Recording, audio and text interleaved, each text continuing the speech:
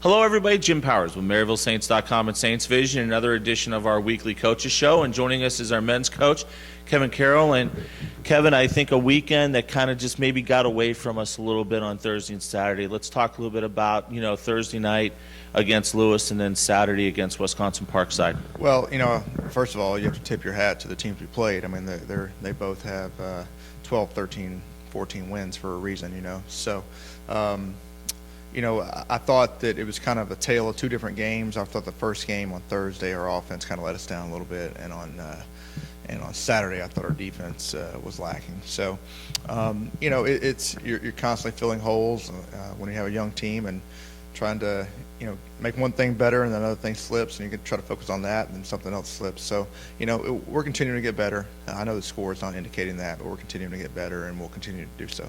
And that's the one thing, too. There's a lot of positives that have been taking place. And I think the way we started the game and on Saturday against Parkside, come out to an early lead, and then, as you said, kind of fall asleep a little bit defensively, come out in the second half, actually cut a big lead down, and kind of the same thing. So there's a lot of bright spots. I mean, this isn't all just gloom and doom. Yeah. No, it's there are a lot of bright spots, and our two leading scorers are sophomores, and have been playing very consistently here, as of late. So, things, we're continuing to get better, and there's always something, going through the conference schedule, there's something, different and unique and challenging every single time, and this weekend will be no different there, but we're continuing to get better. And let's talk about our posts. We've talked a lot about the guards lately, but we're getting some good post play from Max, doing a nice job. He's being smart out on the floor for the most part, not picking up some silly fouls. But, you've also got Jeff Leeson coming off the bench and doing some nice things. So our posts are really holding their own, especially in a very physical part of the schedule. Yeah, we have three distinct posts. I think each bring different strengths to our team, and Max is kind of the catalyst for our defense in a lot of ways. He understands our rotations very well. He works hard to get around the post. He rebounds the ball well. Jeff obviously is a guy who can stretch the defense and be a matchup problem for the opposing team on the offensive end.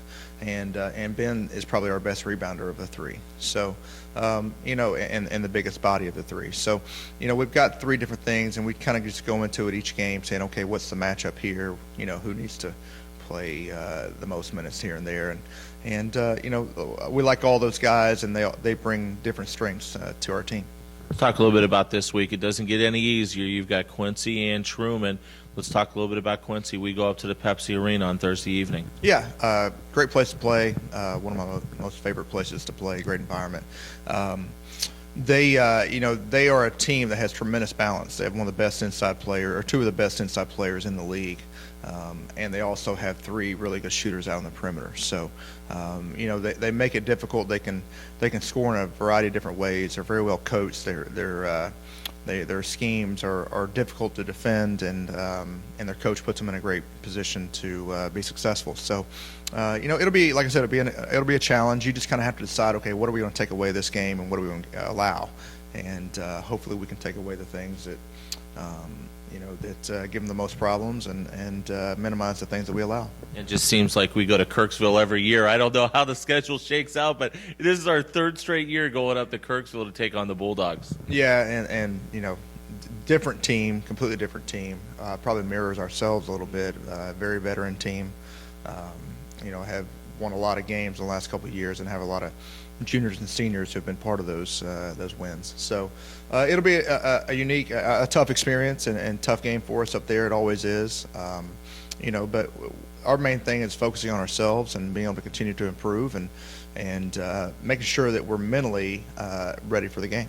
And the bonuses, we've had a chance to see Truman a couple times already live as they played down here in the crossover. I mean, a little bit different scenario. Obviously, they've done some different things since, early November, but at least we've had a chance to see personnel in different groupings like that. Yeah. And they're once you get into conference play, there's very, very few surprises. Right. Everybody knows each other so well. You know what they've done against you in the past years. Their personnel very well. Their schemes, really well. It's just it really comes down to who's going to play better, who's going to show up that day. And that's the thing that we've just been trying to focus on with our guys is just, bringing it on a more consistent basis. And, Thursday and Saturday are going to be 2 days that we're going to play very well in order to have a chance to win.